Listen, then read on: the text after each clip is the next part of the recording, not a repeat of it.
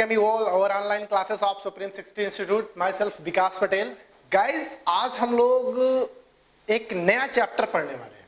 ठीक है, एक नया चैप्टर पढ़ने वाले हैं. अगर मैं अभी तक की बात करूं तो ये चैप्टर जो है कह सकते हैं 11th पार्ट का, या बोले कि ऑर्गेनिक की शुरुआत ही करने से पहले ये चैप्टर को पढ़ने की जरूरत है. लेट मी क्लियर कि क्या एक्चुअली होने वाला है. जनरल ऑर्गेनिक केमिस्ट्री फर्स्ट, आराम सुनिए. जनरल ऑर्गेनिक केमिस्ट्री फर्स्ट, या इन शॉर्ट जीओसी के नाम से जानते हैं. GOC first. फर्स्ट मैंने इसलिए बोला है कि जीओसी को मैंने खुद दो तरीके से क्लासिफाई कर दिया है, एक जीओसी फर्स्ट और दूसरा जीओसी सेकेंड. ठीक है. हाँ, पहली बात तो ये बता दूं कि भैया जीओसी सेकेंड, क्योंकि सबसे पहले कि जो एकेडमिक स्टूडेंट्स हमारे हैं या फिर अभी फर्स्ट टाइम प्रिपरेशन के टाइम अपन को मतलब प्रिपरेशन की शुरुआत किया है, तैयारी करना शुरू किया है, चाहे वो नीट हो, एम्स हो या जेई सेक्शन की तैयारी करना शुरू किया हो, तो ये नया लगता है उसके लिए, बिल्कुल नया सा लगता है कि यार हमने तो एनसीईआरटी में या फिर अपने स्कूलिंग में कभी जीओसी कोई चैप्टर पढ़ा ही नहीं, तो ये थोड़ा सा अजीब लगता है. तो मैं बता दूं ये जीओसी कोई चैप्टर नहीं है, मैं बोलूं कि एक फंडामेंटल पार्ट्स है कि इसको सीख लें से इसे लर्न कर लें, अगर इसे पढ़ लें तो पूरी ऑर्गेनिक को ड्राइव करने में बहुत आसान हो जाता है. या बोल सकते हैं कि ऑर्गेनिक केमिस्ट्री के लिए एक ड्राइविंग चैप्टर है, ड्राइविंग पार्ट है जो पूरी ऑर्गेनिक को बहुत स्मूथ लेके जाती है अगर हम लोग जीओसी पढ़ लें. जी हाँ, GOC.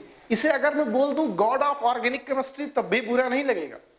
God of organic chemistry का मतलब कि बिना जीओसी के आप ऑर्गेनिक केमिस्ट्री के अच्छे क्वेश्चन करने की कल्पना भी नहीं कर सकते. ठीक है. हाँ ठीक है, आपने एनसीईआरटी पढ़ ली, कुछ फंडामेंटल रिएक्शंस याद कर लिए, कुछ फंडामेंटल मैकेनिज्म आपने रट लिया, वो अपनी जगह पर सही है.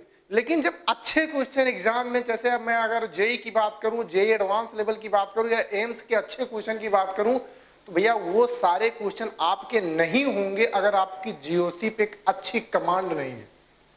जनरल ऑर्गेनिक केमिस्ट्री पे अगर आपकी कमांड रही है, आप उसके बारे में जानते नहीं है, तो वो अच्छे क्वेश्चन कर पाना बहुत ही मुश्किल है. वो कैसे, धीरे धीरे जैसे जैसे चैप्टर में हम डेप्थ में एंट्री करेंगे, मैं धीरे धीरे क्वेश्चन कराता रहूंगा आए हुए एग्जाम के, तो आपको आइडिया लग जाएगा. ठीक है. तो इसे कोई अलग तरीके से देखने की जरूरत नहीं कि जीओसी क्या है, ये चैप्टर है. तो अब प्रश्न ये होता है कि जीओसी से पहले हमें क्या पढ़ना चाहिए या जीओसी के बाद क्या पढ़ना चाहिए. जीओसी से पहले हम लोगों ने, जैसे कि शुरुआत हम लोग कहां से करते हैं, आईयूपीएसी नॉमेनक्लेचर से शुरुआत करते हैं. तो हम लोगों ने आईयूपीएसी नॉमेनक्लेचर खत्म कर लिया, आइसोमेरिज्म भी खत्म कर लिया है. अब जीओसी पर शुरुआत करने का सही वक्त होता है जब आप स्ट्रक्चर्स को पहचानना जान जाते हैं, स्ट्रक्चर में रिलेशन जान जाते हैं और उसी की बदौलत उसका नाम लिखना भी जान जाते हैं. इतनी सारी बेसिक अगर जानकारी आपके पास आ जाता है तो फिर आप उस कंपाउंड्स के साथ कोई भी छेड़छाड़ कर सकते हैं. तो उस छेड़छाड़ करने के लिए जीओसी में हम पढ़ते हैं तो बहुत सारे. अब रही बात जीओसी फर्स्ट और सेकंड क्यों क्लासिफाई किया गया, हाँ दोनों बिल्कुल अलग अलग बातें हैं. जीओसी फर्स्ट और सेकंड दोनों अलग अलग बात है.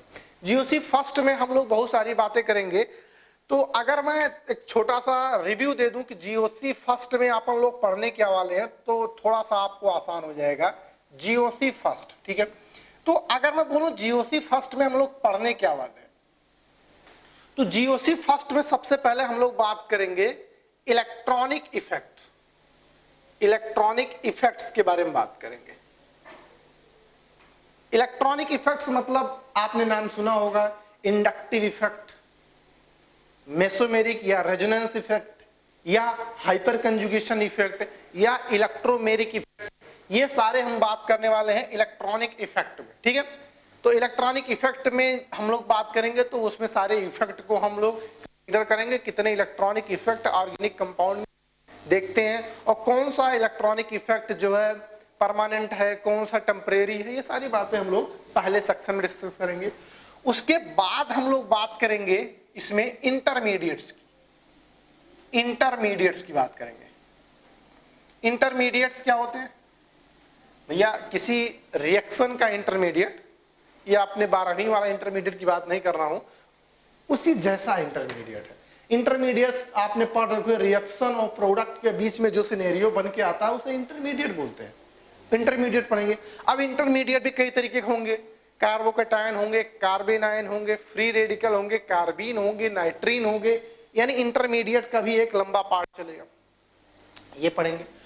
उसके बाद हम लोग क्या पढ़ेंगे, अटैकिंग रिएजेंट्स पढ़ेंगे। इसमें अटैकिंग रिएजेंट्स पढ़ेंगे। अटैकिंग रिएजेंट्स क्या होते हैं? अटैकिंग रिएजेंट्स होते हैं आपके इलेक्ट्रोफाइल, न्यूक्लियोफाइल, ये सब अटैकिंग रिएजेंट होते हैं ना।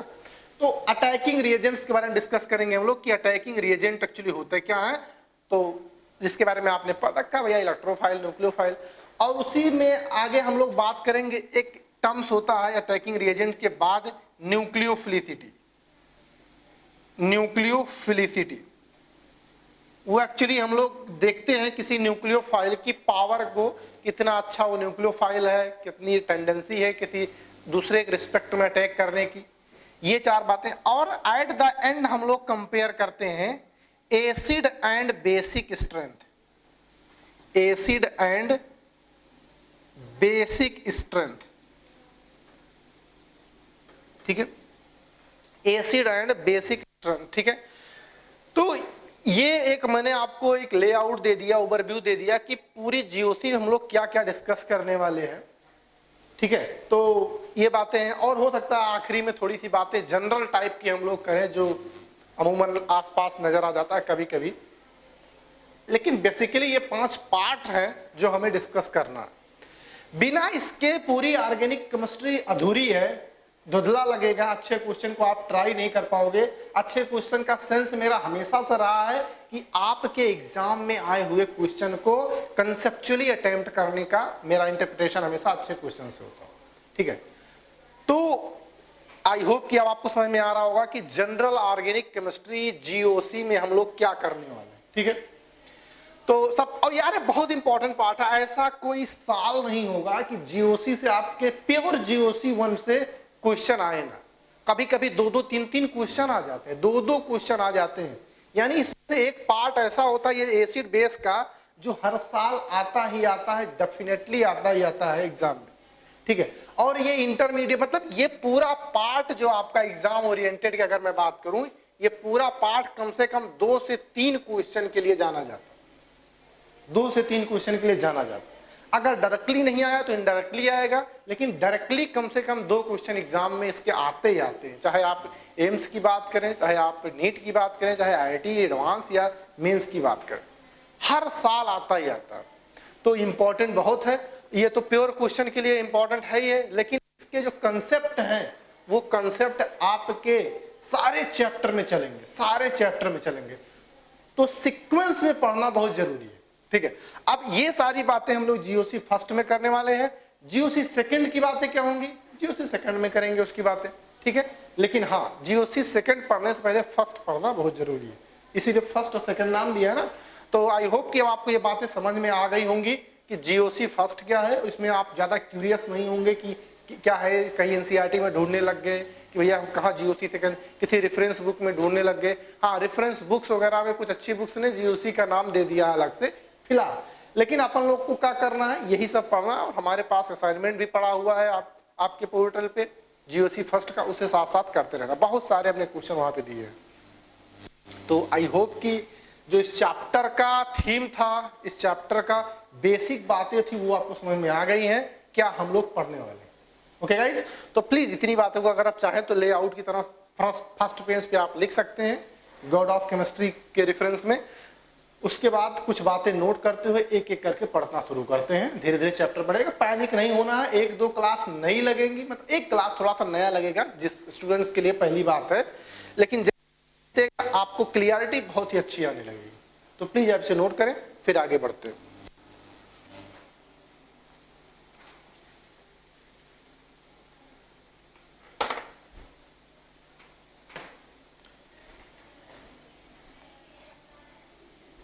ओके, तो इनिशियली जैसा कि मैंने बोला था कि इलेक्ट्रॉनिक इफेक्ट के बारे में बात करेंगे, तो वही लिखा है heading, electronic effect in organic molecules. Organic molecules, organic compound में, ऑर्गेनिक स्ट्रक्चर में कौन कौन से इलेक्ट्रॉनिक इफेक्ट ऑपरेट करने वाले हैं, उसी के बारे में शुरुआती में हम लोग डिस्कस करेंगे। ओके, तो सबसे पहला इफेक्ट मैंने लिया है दैट इज इंडक्टिव इफेक्ट।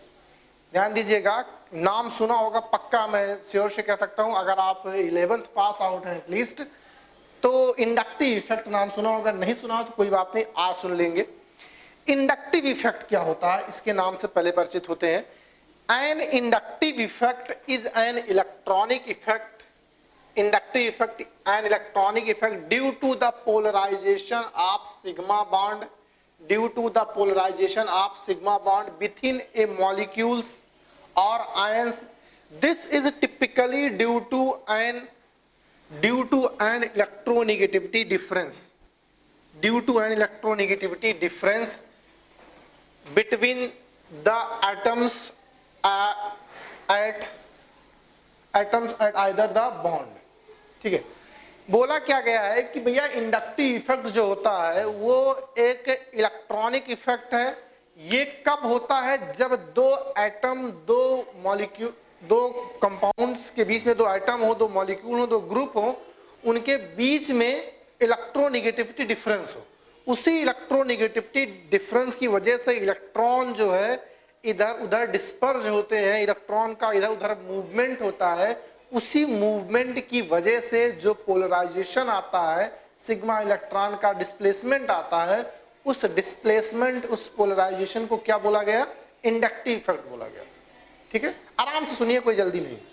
तो इसीलिए मैंने लिख दिया है कि आराम से नोट भी कर लीजिए डेफिनेशन वाइज, बाकी आपको बात समझ में आई। अच्छा, अब हमारे पास ये बात तो क्लियर हो गई कि भैया इंडक्टिव इफेक्ट होता क्या, पोलराइजेशन ऑफ सिग्मा इलेक्ट्रॉन। अब सिग्मा इलेक्ट्रॉन का किस टाइप पोलराइजेशन होता, या तो वो ग्रुप की तरफ इलेक्ट्रॉन चले, ग्रुप की तरफ इलेक्ट्रॉन, या तो ग्रुप से दूर इलेक्ट्रॉन चलेंगे, या तो ग्रुप की तरफ, या तो इलेक्ट्रॉन ग्रुप दूर। तो उसकी वजह से इंडक्टिव इफेक्ट को भी क्लासिफाई किया गया।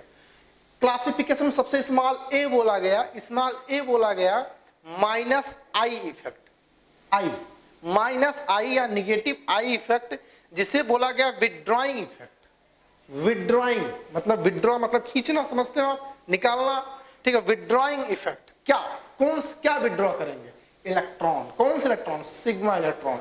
तो इसके बारे में बोला गया it is the displacement of sigma electron towards the group, it is the displacement of sigma electron towards the group. Group की तरफ इलेक्ट्रॉन का मूवमेंट, ग्रुप की तरफ इलेक्ट्रॉन का मूवमेंट माइनस आई इफेक्ट बोला जाता।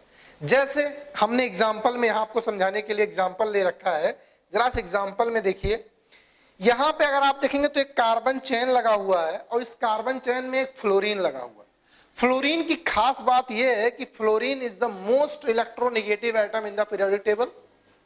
ठीक है, और इलेक्ट्रोनेगेटिविटी की खासियत यह है कि इतना ज्यादा इलेक्ट्रोनेगेटिव होता है, इस पे डेल्टा निगेटिव होता है, और जो निगेटिव एटम होता है वो अपने सरफेस पे से ज्यादा इलेक्ट्रॉन रखना पसंद करता है, ये बात पता है।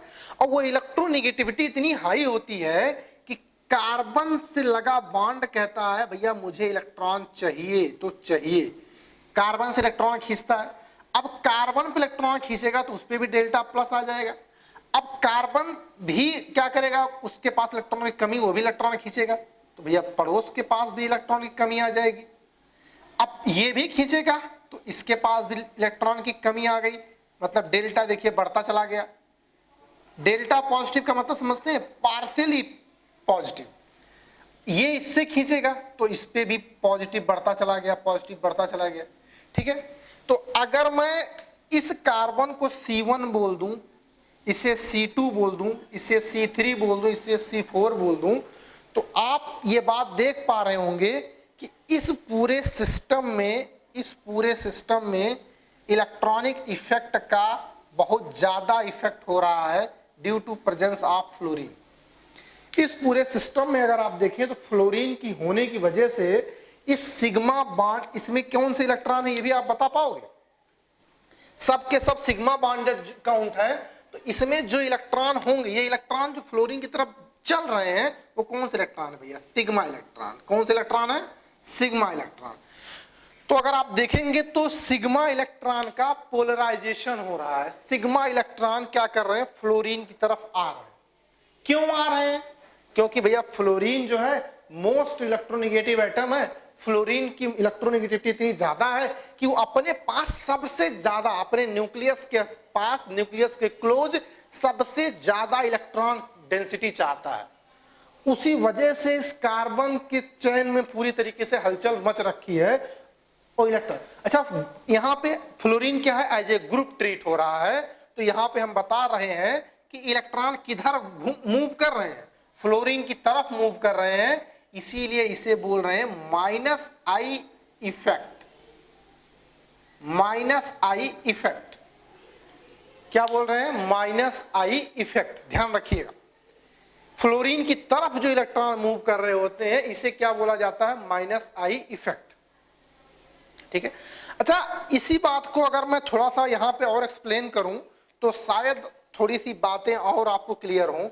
एक्सप्लेनेशन के पॉइंट ऑफ व्यू से अगर मैं यहां पे थोड़ी सी बात और लिखूं, जैसे कि इसी कार्बन चेन को एक बार मैंने ऐसे लगाया, कार्बन चेन जो भी है मैंने एक बार फिर से उसी कार्बन चेन को ऐसे व्यवस्थित कर दिया, ऐसे।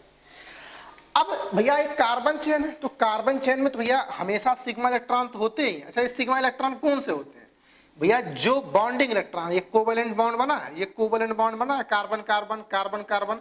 अब ये कार्बन कार्बन बॉन्ड जब बना होगा, कोवेलेंट बॉन्ड बनता कैसे है, केमिकल बॉन्डिंग में सीखा ना, म्यूचुअल शेयरिंग ऑफ इलेक्ट्रॉन, एक एक इलेक्ट्रॉन अपने आपस में शेयर करते हैं तो कोवेलेंट बॉन्ड बनता है। अब ये कोवेलेंट बॉन्ड, एक जो ये बॉन्ड बना है, इस बॉन्ड में दो इलेक्ट्रॉन होंगे, दो इलेक्ट्रॉन होंगे, एक इलेक्ट्रॉन इस कार्बन के, एक इलेक्ट्रॉन इस कार्बन के। तो अगर मैं इसे 1 बोल रहा हूं, इसे 2 बोल रहा हूं, 3 बोल रहा हूं, 4 बोल रहा हूं, तो C1 C2 कार्बन जब एक एक इलेक्ट्रॉन शेयर किए होंगे तो ये बॉन्ड बना होगा। ठीक है। C2 C3 जब एक एक इलेक्ट्रॉन शेयर किए होंगे तो ये बॉन्ड बना होगा।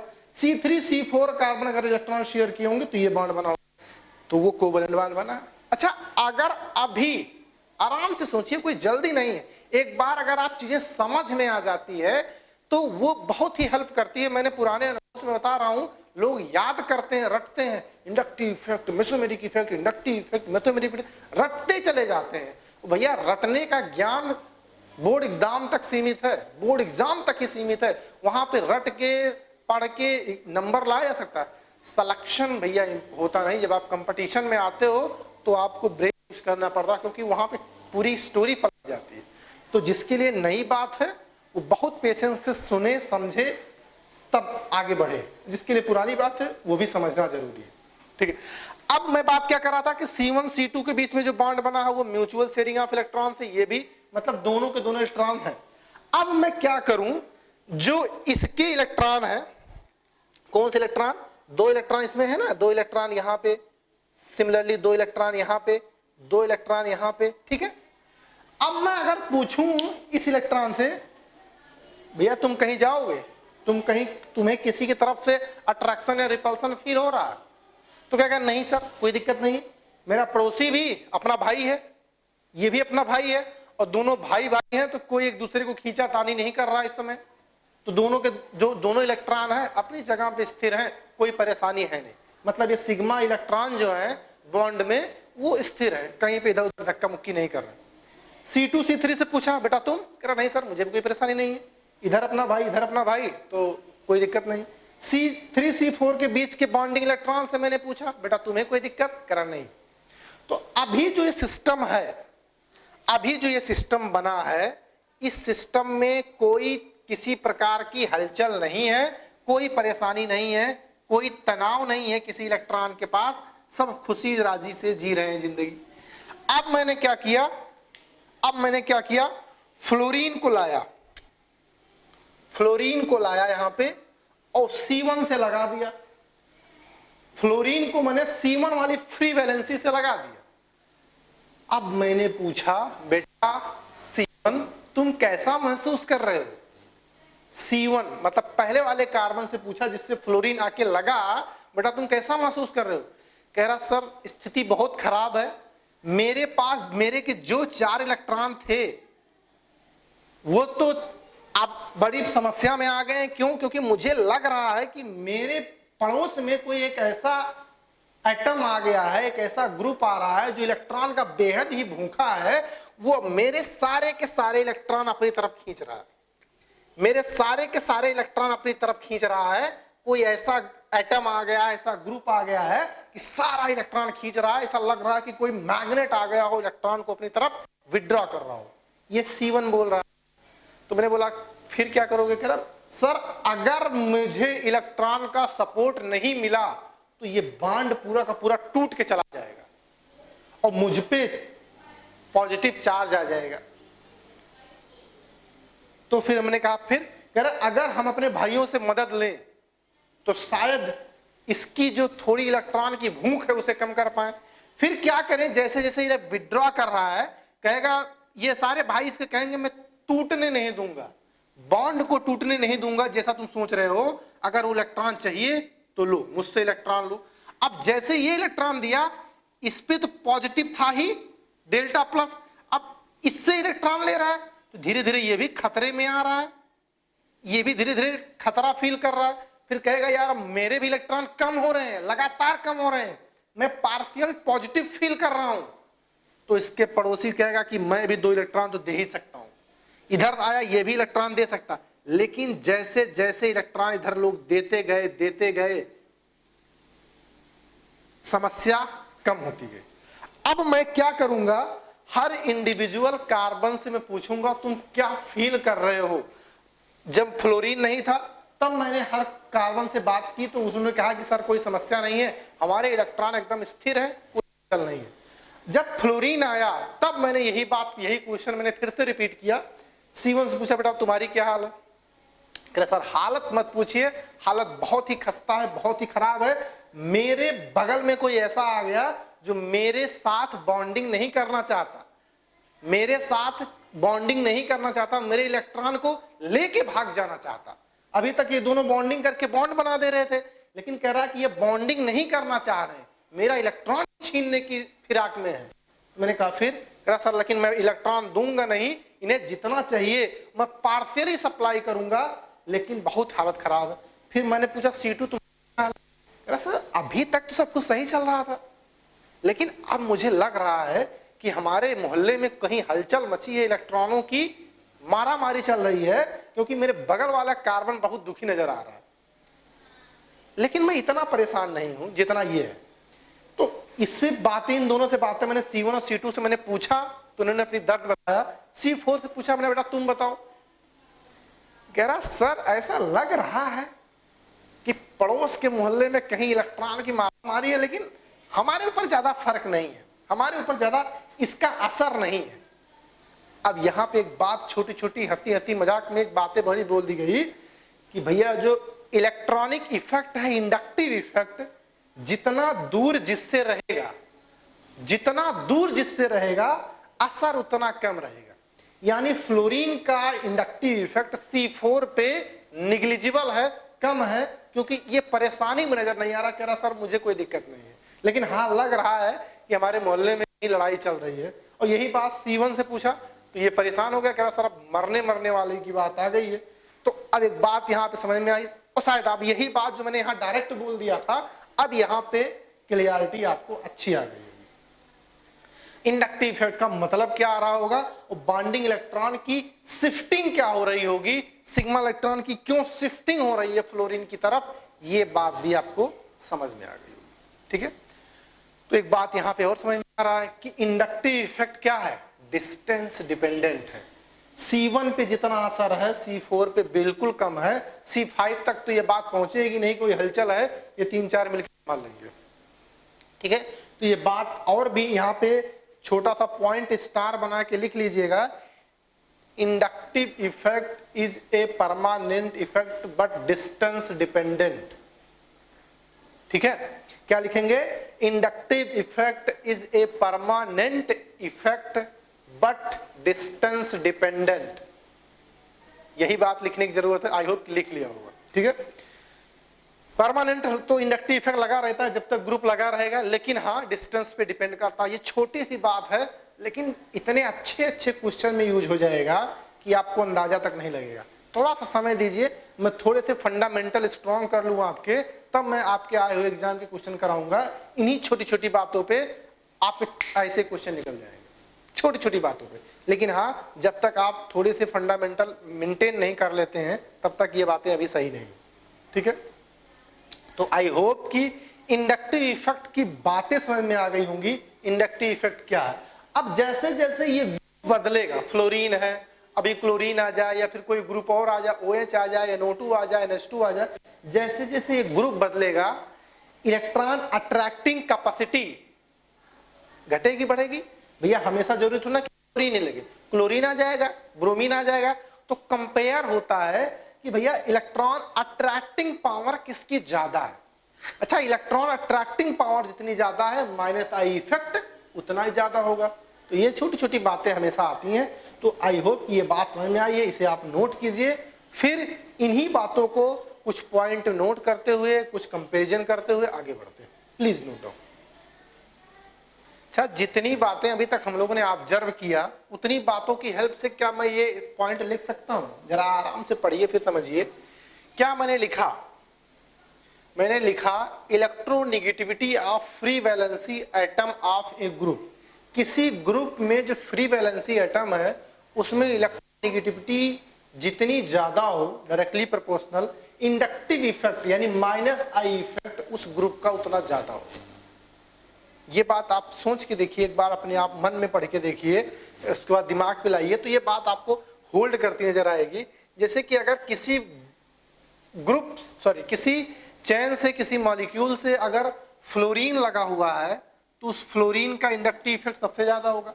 अच्छा, फ्लोरीन के बाद अगर क्लोरीन लगा हुआ तो उसकी ज्यादा उससे, फिर ब्रोमीन की बात करें या फिर आयोडीन की बात करें, तो ये क्या है, इलेक्ट्रोनेगेटिविटी का ऑर्डर भी है और माइनस आई इफेक्ट का भी ऑर्डर है। देख पा रहे होंगे, फ्लोरीन सबसे ज्यादा इलेक्ट्रोनेगेटिव है तो इसकी इलेक्ट्रॉन अट्रैक्टिंग कैपेसिटी ज्यादा होगी क्लोरीन से, और क्लोरीन की ज्यादा होगी ब्रोमीन से, ब्रोमीन की ज्यादा होगी आयोडीन से।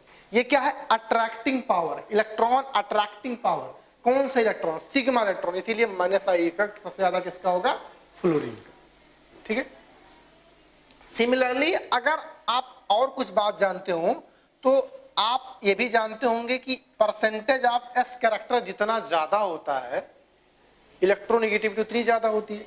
तो sp हाइब्रिडाइज कार्बन अगर कहीं पे है तो उसकी इलेक्ट्रॉन का अट्रैक्टिंग पावर sp2 से ज्यादा होगी और sp2 की अट्रैक्टिंग पावर sp3 से ज्यादा होगी। ठीक है, इसमें अगर आप देखें तो 50% s कैरेक्टर है, 50% s कैरेक्टर,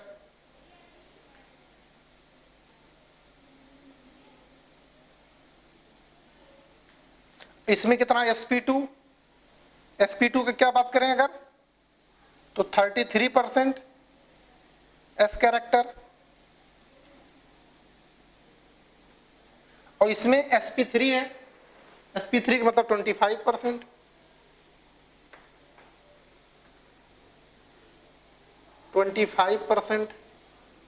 s कैरेक्टर।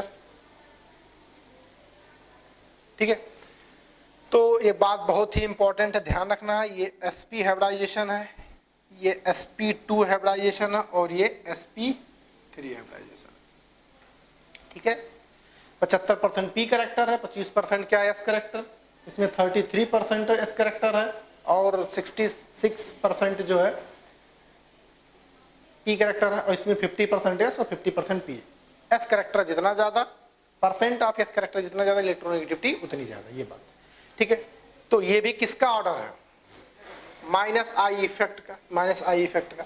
और कुछ ग्रुप्स हैं जिन्हें हम डायरेक्टली लिखने वाले हैं, जैसे कि अगर मैं बात करूं तो ये NO2 है, NO2 का Cn से ज्यादा और Cn का इवेंचुअली फ्लोरीन से भी ज्यादा, क्लोरीन से भी ज्यादा। ठीक है, अब ये भी सारे ऑर्डर्स जो है बहुत जरूरी है, बात करेंगे तो ये भी क्या है, माइनस आई, NO2, Cn, साइनाइड और फ्लोरीन, ये सब भी इंडक्टिव इफेक्ट के पार्ट है। तो ये छोटी छोटी बातें आपको लिखते रहना है, दिमाग में सेट करते रहना है। इतना यूज है इनका पूरी GOC में कि ऑटोमेटिकली आपके माइंड में सेट हो जाएगा ये कॉन्सेप्ट। ठीक है, तो प्लीज आप इसे नोट करें, फिर आगे बढ़ते हैं। तो माइनस आई इफेक्ट के बारे में बात कर रहे थे, निगेटिव इंडक्टिव इफेक्ट के बारे में बात कर रहे थे। तो हमने उसको समझ लिया। अब एक ऑर्डर है, बहुत बड़ा ऑर्डर है, इसको सीक्वेंस में लिख लेना और याद करना बहुत जरूरी है, ठीक है, ताकि आप डायरेक्टली इसे यूज कर पाओ। बोला गया था सम कॉमन एटम्स और groups which cause -I effect are shown below in decreasing order. अब ये देखिए बहुत सारे ग्रुप लिखे हैं, सबसे ज्यादा इलेक्ट्रॉन अट्रैक्टिंग कैपेसिटी किसकी ज्यादा है, मतलब सबसे ज्यादा I इफेक्ट कौन लगाता है और सबसे कम कौन लगाता है, किस ऑर्डर में दिया गया है, इसको ऐसे ही ध्यान रखना है। सबसे ज्यादा देखिए quaternary ammonium ion, 4 degree ammonium ion सबसे ज्यादा, ठीक है, क्वाटनरी अमोनियम आयन सबसे ज्यादा। अगर बात करें फिर sulphur, di alkyl sulphur ion जो है उससे ज्यादा, फिर अमोनियम आयन उतना ज्यादा। उसके बाद NO2, ध्यान दीजिए नाइट्रोजन पॉजिटिवली चार्ज अगर है तो वो सबसे ज्यादा होगा NO2 से या फिर किसी न्यूट्रल से। NO2 उसके बाद, NO2 के बाद साइनाइड, साइनाइड के बाद देखिए क्या है, एल्डिहाइड, कीटोन, एसिड, फिर fluorine, chlorine, bromine, iodine, ether, alkoxide OR, ether, alcohol, amine, phenyl, फिर एल्कीन, फिर हाइड्रोजन। हाइड्रोजन नेग्लिजिबल है, ठीक है, ये बात ध्यान रखेंगे। इसमें सबसे ज्यादा जो है इसका यूज होगा, ये जो आपके सामने आ रहा है सबसे ज्यादा ईथर, एल्कोहल और एमीन, ये सारी बातें, ठीक है, और साथ साथ ये सारी बातें, ये 2-3 जो है हमेशा आपके सामने आते रहेंगे, अमोनियम NO2 CN या फिर ईथर, एल्कोहल और एमीन, ये सारी बातें आती रहेंगी हमेशा। तो इसीलिए मैंने इसे इंपॉर्टेंट बताया कि भैया डायरेक्ट जो इसका ऑर्डर है ये यूज हो जाएगा, बिना इसके आप GOC सेकंड के आगे की कल्पना नहीं कर पाएंगे, ये बात ध्यान रखेंगे। मैंने देखा है बहुत ज्यादा लोगों को परेशान होते हुए जिनको इंडक्टिव इफेक्ट के ग्रुप्स के बारे में, इलेक्ट्रॉन कैपेसिटी के बारे में, उसके बारे में जानते ना हो कि क्या होता है, ठीक है। तो आई होप कि आपने इसे नोट कर लिया होगा आराम से, और इसको ध्यान रखना बेहद ही जरूरी है, ठीक है, बहुत ही जरूरी। प्लीज आप इसे नोट कीजिए, फिर आगे और बात करते हैं। ओके, तो जैसे कि मैंने बोला कि इंडक्टिव इफेक्ट को भी क्लासिफाई किया गया अलग अलग सेगमेंट में, अलग अलग पार्ट में। तो जिसका सबसे पहला पार्ट पड़ा था -I इफेक्ट स्मॉल a, अब उसी का आगे पढ़ते हैं +I इफेक्ट यानी पुशिंग इफेक्ट। वो था विड्रॉइंग इफेक्ट, यहाँ पे पुशिंग इफेक्ट। अब उसी का रिवर्स ऑर्डर भैया, वो क्या करता था, इलेक्ट्रॉन कैप्चर करता था, इलेक्ट्रॉन अट्रैक्ट करता था, इलेक्ट्रॉन विड्रॉ करता था। ये क्या करेगा, इलेक्ट्रॉन डोनेट करेगा। यानी इलेक्ट्रॉन डोनेट करने का मतलब क्या, अब जो ग्रुप होगा, आइटम होगा, उसकी तरफ इलेक्ट्रॉन नहीं आएगा, ग्रुप या आइटम से दूर इलेक्ट्रॉन जाएगा। पहले समझते हैं इसको। इसी को बोला गया +I इफेक्ट या पुशिंग इफेक्ट। क्या बोल रहा है, it is the displacement of sigma electron away from the group. It is the displacement of sigma electron away from the group. Group से दूर जाएगा, उसी को क्या बोला गया है, +I इफेक्ट या पुशिंग इफेक्ट, ठीक है। जैसे यहां पे अगर आप देखिए, यहां पे क्या है O-। अच्छा, O- से आप क्या समझते हो, पहले यही बात जानना जरूरी है। O- से ये बात समझ में आता है कि ऑक्सीजन के पास एक अनशेयर्ड लोन पेयर है, जिसकी वजह से निगेटिव चार्ज आया है। लोन पेयर उसके पास होता है, एक निगेटिव चार्ज है, और निगेटिव चार्ज का मतलब होता है एक्सिस ऑफ इलेक्ट्रॉन। अच्छा, जिसके पास इलेक्ट्रॉन बहुत ज्यादा पहले से हो, क्या इलेक्ट्रॉन और लेना पसंद करेगा, नहीं। इस निगेटिव चार्ज की वजह से ऑक्सीजन एटम अनस्टेबल है, इसके पास इलेक्ट्रॉन बहुत ज्यादा है। अब कहेगा भैया अब इतना ज्यादा मेरे पास इलेक्ट्रॉन है, अब मैं इलेक्ट्रॉन ले नहीं सकता, ठीक है। अब क्या करेगा, कहेगा अब मैं इस निगेटिव चार्ज को कम करना चाहता हूं, अगर कोई इलेक्ट्रॉन लेने वाला हो तो बहुत ही बढ़िया है। तो क्या करेगा, ये निगेटिव चार्ज इधर भेजेगा। अब निगेटिव चार्ज इधर भेजेगा, ऑक्सीजन कहे इस कार्बन के पास, कार्बन कहेगा यार मैं 4 ही बॉन्ड बनाने की क्षमता रखता हूं, और 4 बॉन्ड मेरे ऑलरेडी बने हुए हैं, तुम्हारे इलेक्ट्रॉन में क्या करूंगा, मेरे ऑक्टेट पहले से कंप्लीट है। कहेगा नहीं, मुझे इलेक्ट्रॉन देना है। तो ये क्या कहेगा, कहेगा भैया मैं पूरा इलेक्ट्रॉन तो नहीं डाइजेस्ट कर पाऊंगा, तुम थोड़ा थोड़ा इलेक्ट्रॉन दो, थोड़ा थोड़ा इलेक्ट्रॉन दो, तो मैं शायद हजम कर लूं। तो ये थोड़ा थोड़ा इलेक्ट्रॉन देना शुरू किया, ऑक्सीजन ने थोड़ा थोड़ा इलेक्ट्रॉन इसको देना शुरू किया। फिर जैसे इसकी कैपेसिटी बहुत ज्यादा हो गई। अब जब इलेक्ट्रॉन इसने देना शुरू किया तो इस पे क्या आया, पार्शियल निगेटिव। भैया एक्सिस ऑफ इलेक्ट्रॉन केमिस्ट्री में निगेटिव से दिखाते हैं, डेफिशिएंसी ऑफ इलेक्ट्रॉन पॉजिटिव से दिखाते हैं। तो जैसे जैसे इसके पास इलेक्ट्रॉन बढ़ना शुरू हुआ है, क्योंकि इलेक्ट्रॉन दे रहा है, तो इस पे धीरे धीरे निगेटिव बढ़ना शुरू हुआ। कहेगा बस अब इससे ज्यादा मैं सहन नहीं कर सकता इलेक्ट्रॉन, क्योंकि मेरी जान निकल जाएगी। फिर कह रहा है ऐसा करो तुम पड़ोस को इलेक्ट्रॉन दे दो, अगर तुम्हारे पास नहीं हो रहा। तो इसने बगल वाले कार्बन को इलेक्ट्रॉन देना शुरू किया। अब जैसे जैसे इसने इलेक्ट्रॉन देना शुरू किया, निगेटिव डेल्टा निगेटिव यहां भी बढ़ रहा है, लेकिन ये इलेक्ट्रॉन दिए जा रहा है। तो आपको समझ में आ रहा होगा कि यही प्रोसेस जो है ओवरऑल चेन में शुरू हो जाएगा, यही प्रोसेस पूरा चेन में सिस्टम में शुरू हो जाएगा डेल्टा निगेटिव का। तो आप देखिए क्या सिस्टम एक्चुअली हुआ यहाँ पे हुआ ये कि डेल्टा निगेटिव जो है बढ़ता चला गया, इलेक्ट्रॉन डोनेट करता चला गया पूरे सिस्टम में, पूरे इंटायर सिस्टम में। O माइनस ने क्या किया, इलेक्ट्रॉन डोनेट किया। कौन से इलेक्ट्रॉन भैया, सिग्मा इलेक्ट्रॉन। इसके बॉन्डिंग इलेक्ट्रॉन ही डिस्टर्ब हुए हैं, बॉन्डिंग इलेक्ट्रॉन डिस्टर्ब हुए। तो यहाँ एटम जो है, ग्रुप जो है, उससे इलेक्ट्रॉन क्या कर रहे हैं, दूर जा रहे हैं, अवे जा रहे हैं। तो इसी बात को क्या बोला गया, प्लस आई इफेक्ट। बात समझ में आई। जब एटम या ग्रुप से दूर जाएंगे इलेक्ट्रॉन, एटम या ग्रुप से दूर जाएंगे इलेक्ट्रॉन, तो उसे प्लस आई इफेक्ट या पुशिंग इफेक्ट कहेंगे। ठीक है, बात समझ में आई। अब पुशिंग इफेक्ट का ऑर्डर क्या होगा भैया, जो इलेक्ट्रॉन ना लेना चाहते हो, तो हमारे पास भी एक इसका रेडीमेड डाटा है, उसको भी लिख लेते हैं।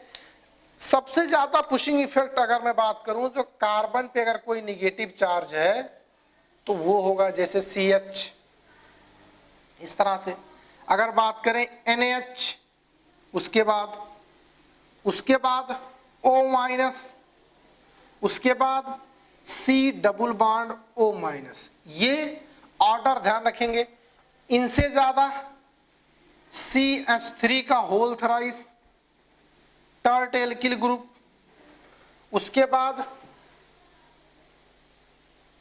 बाद आइसो यानी सेकेंडरी। उसके बाद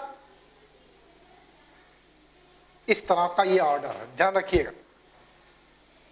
एल्किल ग्रुप, ठीक है, एल्किल ग्रुप, ठीक है। यहां पे मैं एक और लिखना चाह रहा हूं, थोड़ा सा इसे कंप्रेस करता हूं ताकि यहीं पे इसी लाइन में ये भी आ जाए। ठीक है, तो इसके बाद आएगा C double bond O minus. उसके बाद आ जाएगा C, यहां पे CH3, यहां पे CH3, यहां पे CH3, टर्शरी एल्किल ग्रुप।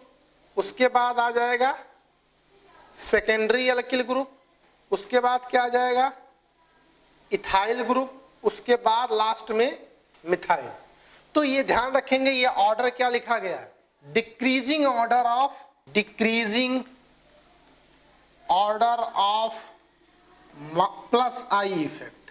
ध्यान रखेंगे ये कौन सा ऑर्डर लिखा गया है, decreasing order of plus I effect. सबसे ज्यादा plus I effect CH2 minus, फिर NH माइनस, फिर O माइनस, फिर C डबल O माइनस, फिर ये 3 डिग्री एल्किल ग्रुप, फिर 2 degree, 1 degree and methyl 0 degree.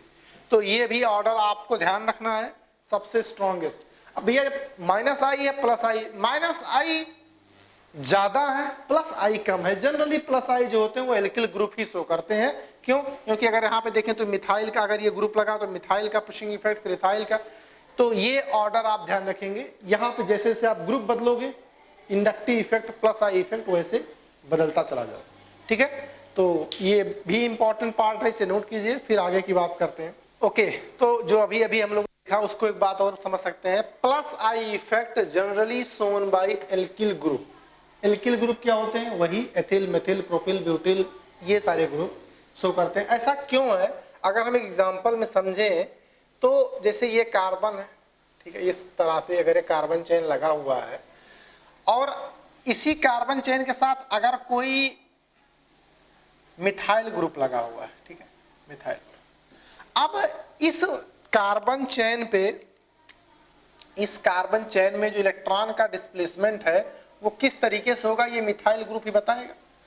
अब मिथाइल ग्रुप से पूछें कि तुम्हारी क्या हरकत है, तो कहेगा यार मेरे पास छोटे छोटे हाइड्रोजन है, छोटू हाइड्रोजन है, ये छोटू हाइड्रोजन एक एक इलेक्ट्रॉन बहुत मेहनत करके हमें दे पाएंगे, बहुत मेहनत करेंगे, क्योंकि इसका आपने देखा होगा प्लस आई इफेक्ट जो है बहुत स्लो होता है।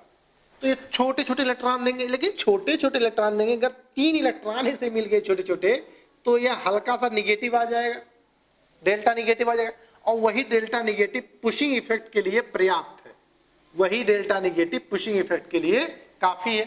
तो ये बात ध्यान रखेंगे कि एल्किल ग्रुप जो है इलेक्ट्रॉन पुशिंग इफेक्ट लगाएगा।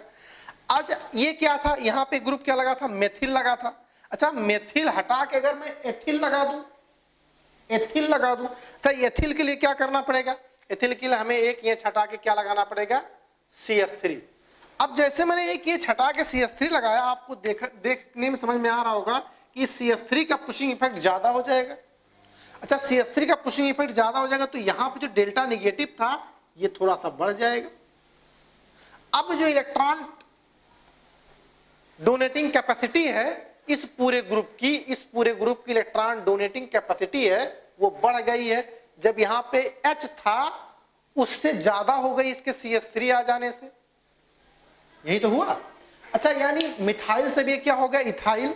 अच्छा, अगर आइसोप्रोपाइल कर दे, इसका मतलब क्या, एक CH3 यहां पे था ही, एक CH3 और कर दे, तो आप देख पा रहे होंगे अब ये CH3 पुश कर रहा था इलेक्ट्रॉन, ये भी पुश करेगा। अब जो ये डेल्टा निगेटिव था, ये डेल्टा निगेटिव और बड़ा हो जाएगा। डेल्टा निगेटिव बड़ा होने का मतलब क्या, निगेटिव चार्ज बढ़ रहा है उस कार्बन पे, और निगेटिव चार्ज जितना ज्यादा बढ़ेगा इलेक्ट्रॉन उतना तेजी से पुश करेगा। अच्छा, अब ये है, अब इस H को भी मैं अगर CH3 कर दूं तो भाई साहब तो बवाल हो जाएगा। उसका मतलब क्या है कि कार्बन के पास इतना इलेक्ट्रॉन हो जाएगा कि ये बर्दाश्त नहीं कर पाएगा, कुछ डेल्टा निगेटिव ऐसा हो जाएगा, डेल्टा निगेटिव ऐसा हो जाएगा। यानी अब आप देख रहे हैं कि इस ग्रुप पे, जिस ग्रुप को मैंने बोला था, इस ग्रुप पे एल्किल ग्रुप जितना बड़ा होगा इंडक्टिव इफेक्ट उतना ज्यादा होगा। तो ये बात मैं यहां पे लिख सकता हूं बिना किसी डाउट के, क्या, size of alkyl group, size of alkyl group directly proportional to what, plus I effect. लिख सकता हूं कि नहीं, अरे लिख सकता हूं कि नहीं, लिख सकता हूं। साइज ऑफ एल्किल ग्रुप जितना ज्यादा होगा प्लस आई इफेक्ट उतना ज्यादा होगा, ये बात यहां पे लिखा जा सकता, बहुत ही सही है। जैसे फॉर एग्जांपल अगर मैं बात करूं, मिथाइल है तो मिथाइल से ज्यादा पुशिंग इफेक्ट किसका होगा, इथाइल का, ठीक है। इथाइल से ज्यादा पुशिंग इफेक्ट किसका होगा, आइसोप्रोपाइल का। आइसोप्रोपाइल से ज्यादा पुशिंग इफेक्ट किसका होगा, टर्ट ब्यूटाइल का। देख रहे हैं इधर से जा रहे हैं तो साइज बढ़ता जा रहा है, साइज बढ़ता जा रहा है, साइज बढ़ता जा रहा है। तो ये कौन सा ऑर्डर है, order of plus I effect. यही साइक्लिक के भी केस में है, साइक्लिक के केस में भी है। मतलब अगर 3 मेंबर की रिंग है तो उससे ज्यादा, 4 मेंबर उससे ज्यादा, 5 मेंबर उससे ज्यादा, 6 मेंबर, जैसी रिंग है उसी हिसाब से ये भी क्या है, order of plus I effect, ठीक है। तो आई होप कि अब आपको ये बात समझ में आ रही होगी क्या एक्चुअली हो रहा है। जैसे जैसे साइज बढ़ता जा रहा प्लस आई इफेक्ट बढ़ता जा रहा, तो ये बात ध्यान रखेंगे, बहुत ही इंपॉर्टेंट बात है, पूछी जाती है, ठीक है। नोट कर लीजिए प्लीज। जैसे एक छोटा सा क्वेश्चन पूछे इस तरह से, कभी पूछा भी गया है, मुझे एग्जैक्टली ईयर नहीं याद है, ऐसे पूछा गया, बहुत पहले पूछा गया था। Give the correct order of plus I effect of the following groups. ये 4 ग्रुप्स दिए गए हैं, इनका प्लस आई इफेक्ट बताना है। तो सबसे पहला काम भैया, इस ग्रुप के सारे स्ट्रक्चर आपको पता हो, फिर प्लस आई इफेक्ट के बारे में पता हो, तब आप सही आंसर कर पाओगे। तो अगर मैं सॉल्यूशन की तरफ बढ़ूं तो सॉल्यूशन की तरफ बढ़ने के बाद हमें सबसे पहला स्टेप हमारा होगा draw the structure of given groups. तो टर्ट ब्यूटिल का स्ट्रक्चर आपको पता है, ये बात तो हम आईयूपीएसी बात कर रहे हैं। ये क्या है? Tert butyl. अब यानी ये पहला वाला हो गया। इथाइल को आप जानते हो, CH3 CH2, ये क्या है? इथाइल ग्रुप, जो सेकंड नाम दिया गया है। मेथिल, वेरी ऑब्वियस, मेथिल को भी आप जानते हो। आइसोप्रोपिल, बना के जरा दिखाओ। आइसोप्रोपिल, आइसो का मतलब क्या होता है भैया? एक कार्बन पे, एक टर्मिनल कार्बन पे दो दो मिथाइल लगा हो, टर्मिनल कार्बन में दो दो मिथाइल लगा हो। प्रोपिल है तो 3 कार्बन, तो इसे पढ़ते हैं आइसोप्रोपिल, ठीक है, ये फोर्थ है। अब आपने चारों ग्रुप बना लिया, आपने फंडा क्या पढ़ा इसमें, क्या फंडा सीखा इसके क्वेश्चन को करने का? साइज ऑफ हेलिकल ग्रुप जितना ज्यादा प्लस आई इफेक्ट उतना ज्यादा। तो आपका फर्स्ट, अब आंसर लिखने का नंबर आ गया, सबसे ज्यादा कौन सा होगा? फर्स्ट, फिर फोर्थ, फिर सेकेंड, फिर थर्ड। समझ रहे हैं आप? तो ये आपका क्या आ गया? करेक्ट आंसर आ गया, ठीक है। तो फिलहाल वहां पे आपको 4 ऑप्शंस दिए जाएंगे जिसमें सबके ऑर्डर बने होंगे, आपको सीधे सीधे चेक करके आंसर टिक कर देना। लेकिन तरीका आपके पास होने चाहिए, आपके पास फंडे जो है स्ट्रांग होने चाहिए उस क्वेश्चन को करने के लिए। इसे नोट कीजिए, फिर और 1-2 क्वेश्चन करते हैं। जैसे एक क्वेश्चन ये लिखा है, अब हमने इंडक्टिव इफेक्ट कवर कर लिया है, प्लस और माइनस दोनों हो, तो दोनों के बेस पे मिला के कुछ क्वेश्चन कर ही सकते हैं। Give the correct order of minus I effect among the following groups. ये आपके ग्रुप्स दिए गए, इसमें माइनस आई इफेक्ट का ऑर्डर बताना है। सबसे स्ट्रॉन्ग माइनस आई इफेक्ट कौन लगाएगा, सबसे वीक माइनस आई इफेक्ट कौन लगाएगा, इनमें सब में आपको कंपेयर करना है, ठीक है। तो आप देख लीजिए, पहला कौन सा है? क्वाटनरी अमोनियम है, दूसरा OH है, तीसरा NO2 है और फ्लोरीन है, ठीक है। तो अब कुछ लोग तो पेज पलटा दिए होंगे तुरंत कॉपी का, कह रहे देख लें जरा ऑर्डर में क्या है। अच्छी बात है, अभी आप पलटा लीजिए, अभी आप 2-4 बार 5 बार पलटा लीजिए, 10 बार पलटा लीजिए, लेकिन जब समय आएगा तो आपको वो बातें याद हो। मैंने आपको बताया था कि सबसे ज्यादा भी एकदम रटा रटाया आंसर है, ऑर्डर हम लोगों ने बना रखा है कि NR3 जो होता है वो सबसे स्ट्रॉन्ग पावर होता है उसकी, plus I effect minus I effect का। NO2 और OH में याद होगा आपको, उसके बाद तुरंत NO2 है, उसके बाद फ्लोरीन है, उसके बाद क्या है? OH। ये आपके पास ऑर्डर वहां पे बना हुआ है, ठीक है। यानी सबसे ज्यादा अगर ऑर्डर वाइज लिखें, सबसे ज्यादा फर्स्ट होगा, उसके बाद कौन सा होगा? थर्ड होगा, उसके बाद फोर्थ होगा, उसके बाद सेकंड होगा। यही तो ऑर्डर आएगा। तो ये बात ध्यान रखेंगे कि इंपॉर्टेंट पार्ट है, आपको पता होना चाहिए इसके बारे में, ठीक है। तो इस तरह से क्वेश्चन पूछे जा सकते हैं ऑर्डर के टर्म्स में। और कैसे क्वेश्चन पूछे जा सकते हैं इसे नोट कीजिए, फिर बताते हैं। ओके, जैसे क्वेश्चन ऐसे भी हो सकता है। पहला क्वेश्चन पढ़िए, which has minimum minus I effect. Minimum minus I effect पूछा है।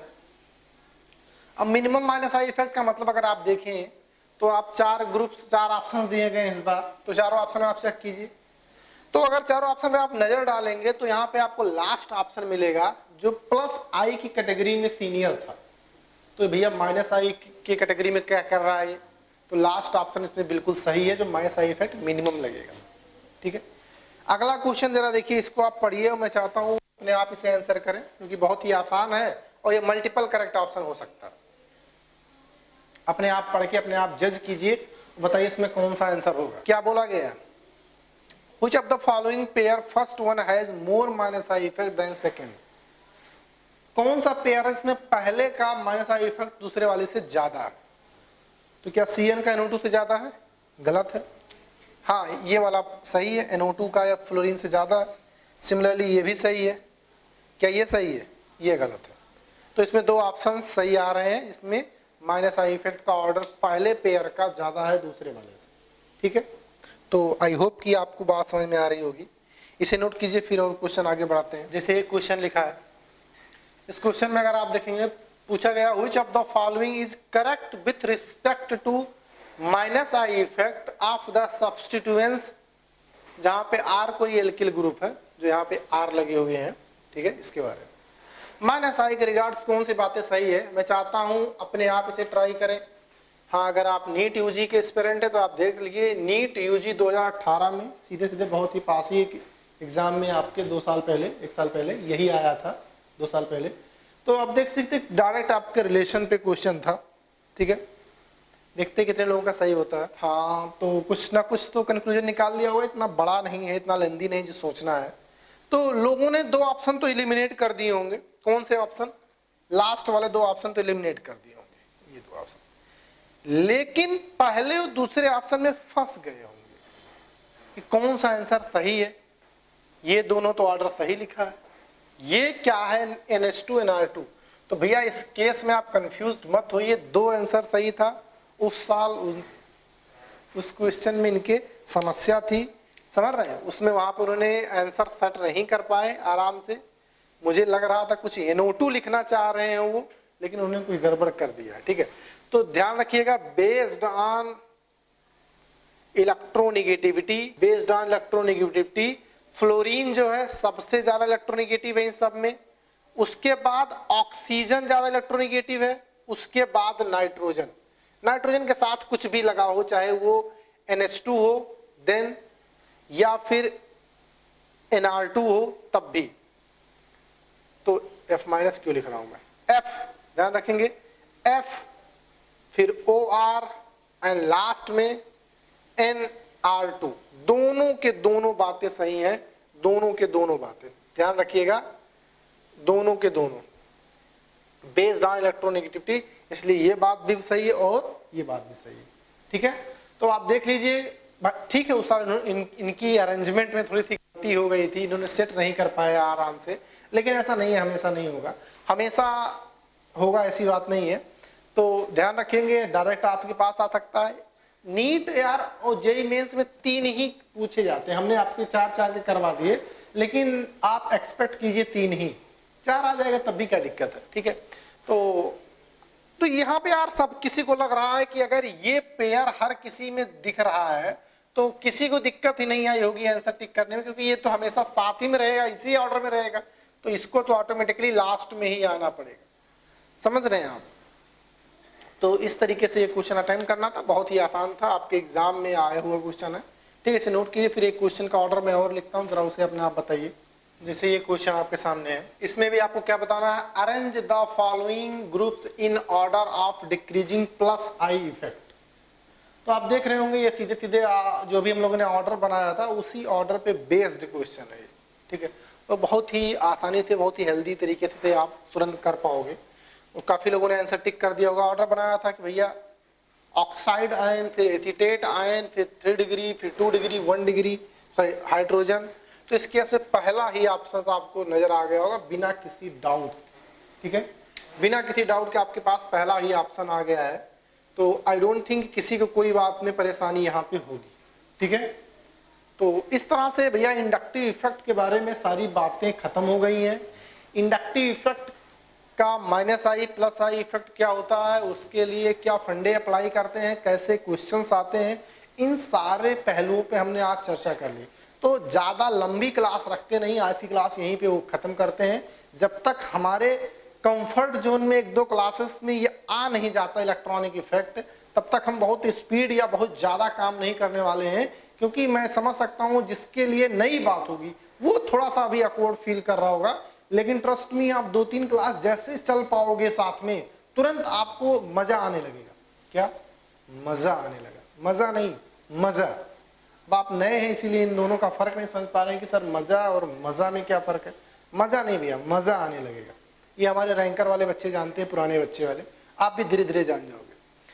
तो ये बात तो ठीक है, नोट कर लिया। अब आज की क्लास खत्म रखते हैं। तो हाँ, आपके असाइनमेंट से बातें कुछ रिलेटेड कुछ क्वेश्चन है, मैं उसे लिख देता हूँ, आप ट्राई कर सकते हो। ओके गाइस, तो होमवर्क से रिलेटेड आपके पास ज्यादा क्वेश्चन है नहीं यार। असाइनमेंट आप जाएंगे, कौन सा असाइनमेंट यार? आपके पास असाइनमेंट ओपन करेंगे किसका? जनरल ऑर्गेनिक केमिस्ट्री का, जनरल ऑर्गेनिक केमिस्ट्री फर्स्ट करके लिखा होगा, जनरल ऑर्गेनिक केमिस्ट्री फर्स्ट, ऐसे करके आपके पास असाइनमेंट पड़ा होगा। आप जाके उसमें आप इस असाइनमेंट को ओपन करेंगे, जैसे ओपन करेंगे सिंगल करेक्ट ऑप्शन में लगातार 5 क्वेश्चन आपके सामने लिखे हैं, उस 5 क्वेश्चन को समझ के ट्राई कीजिएगा, हो जाएगा। अगर एक आध क्वेश्चन नहीं होता है तो आप डाउट सेशन का टाइमिंग पे आप डाउट पूछ सकते हैं क्या समस्या है। और हाँ गाइस, इसको आपको पढ़ने की जरूरत है, आपको आता है, फिर भी इसे नोट करने के बाद फिर अगली क्लास जब भी अटेंड करेंगे, अगली क्लास जीओसी फर्स्ट की जब अटेंड करेंगे यानी दूसरी क्लास, तो दूसरा इलेक्ट्रॉनिक इफेक्ट डिस्कस करेंगे। लेकिन इसे पढ़ के एक बार आएंगे 10 मिनट 15 मिनट में, एक बार रिवाइज कर लेंगे, क्या क्या पॉइंट है, की पॉइंट है, उससे रिवाइज कर लेंगे, फिर आएंगे। जितना ज्यादा टच में रखेंगे जीओसी फर्स्ट और जीओसी सेकंड आप पकड़ के रखिए, उसके बाद पूरी ऑर्गेनिक में मैं खेलना आपको सिखा दूंगा कि कैसे क्वेश्चन करते हैं बिना पेन चलाए। हाँ, सही सुन रहे हैं आप।